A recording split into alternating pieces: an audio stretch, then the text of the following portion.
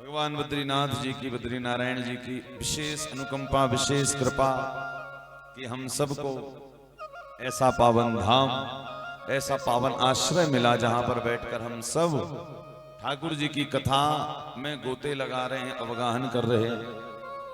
और देखिए श्रीमद् भागवत की कथा में लिखा है कि जो व्यक्ति जीते जी एक बार बद्री आ जाता है, बद्रीनाथ आ जाता है, बोले बद्रीनाथ आने के बाद उसको 84 के चक्कर से ठाकुर जी जीते जी मुक्त कर देते।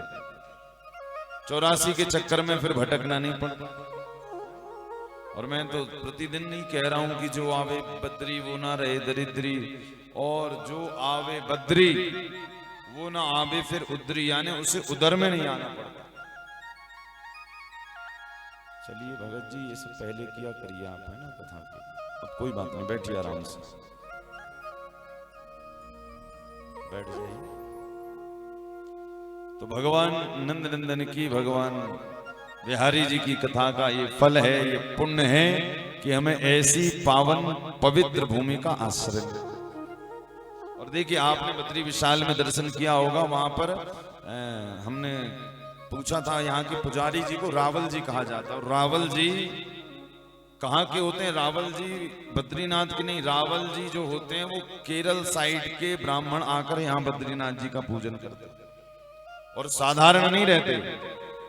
उत्तराखंड की सरकार उनको व्याकरण के सूत्रों का एग्जाम लेती, जब वो उसको पास करते तब यहाँ के पुजारी बनते, और जीवन भर ब्रह्मचर्य व्रत का पालन लेते हैं, और केवल उस मूर्ति को स्पर्श करने का अधिकार रावल जी यानी पुजारी जी को होता है।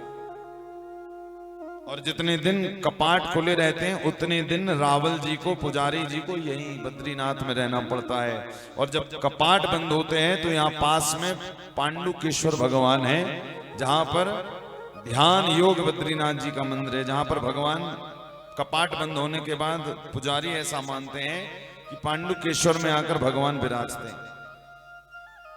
तो वहां पर जो महापंचायत बैठी ना 5 देवताओं की, वहां उद्धव जी को और गरुड़ जी को मंदिर से निकालकर पांडुकेश्वर लाया जाता है, और रावल जी फिर 6 महीने यहां पूजन करते हैं। कहां पे? पांडुकेश्वर में। शंकराचार्य जी की गद्दी भी आप बद्रीनाथ जी के मंदिर के पास में ही देखेंगे कि शंकराचार्य जी की गद्दी का भी पूजन है, जिन्होंने बद्रीनाथ जी को स्थापित किया। तो कल एक बहुत अच्छी बात पता लगी कि जो बद्री पंचायत है वहां पर लक्ष्मी जी जब तक कपाट खुले रहते हैं तब तक लक्ष्मी जी वहां नहीं बैठती। कारण क्योंकि भगवान बद्रीनाथ जी के बगल में बैठते हैं, भगवान के परम सखा और भगवान के संबंध में, रिश्ते में भाई लगते हैं उद्धव जी। और उद्धव जी, कथा आती है कि उद्धव जी कन्हैया के बड़े भ्राताश्री हैं संबंध में। तो लक्ष्मी जी इस रिश्ते से इतने दिन तक उस महापंचायत के बीच में नहीं बैठती, क्योंकि उद्धव जी कन्हैया से हुए बड़े नारायण भगवान से, और इस हिसाब से लक्ष्मी जी के लगे जेठ जी। तो लक्ष्मी जी उतने दिन तक भगवान नारायण के पास नहीं रहती जितने दिन तक कपाट खुले रहते, उतने दिन तक लक्ष्मी जी अपने मंदिर से लोगों को दर्शन देते। और जब कपाट बंद होते हैं नवंबर में, तो लक्ष्मी जी को लाया जाता है पांडुकेश्वर, और उद्धव जी को लाया जाता है पांडुकेश्वर, और लक्ष्मी जी को मंदिर से निकालकर रखा जाता है भगवान के बगल में। ये सब जो क्रिया होती है ना, लक्ष्मी जी को मंदिर से निकालकर फिर वापस भगवान के पास रख, जब कपाट बंद होते हैं, तो उस समय पर बता रहे थे कि रावल जी को पूरा स्त्री का स्वरूप बनाना पड़ता है।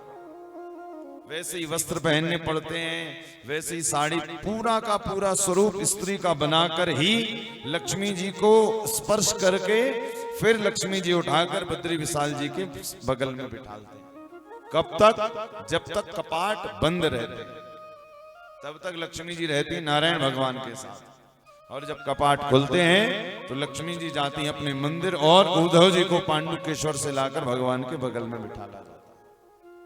अभी जो आप दर्शन कर रहे हैं, अभी यहाँ पर नारद जी हैं, गरुड़ जी हैं, बद्री विशाल जी हैं, उद्धव जी हैं, ऐसी 5 पंचायत भगवान की बैठती है।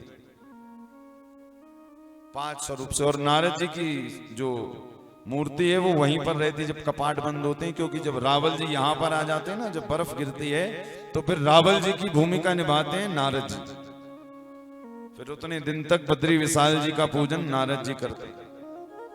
ठाकुर जी की प्रसादी की, भोजन की सारी व्यवस्था, भले कपाट बंद रहते हैं, किंतु अब नारद जी तो भगवान के मानस पुत्र हैं, पार्षद हैं, तो उतने दिन तक भगवान के पूजन की सेवा नारद जी के हाथ में रहती है।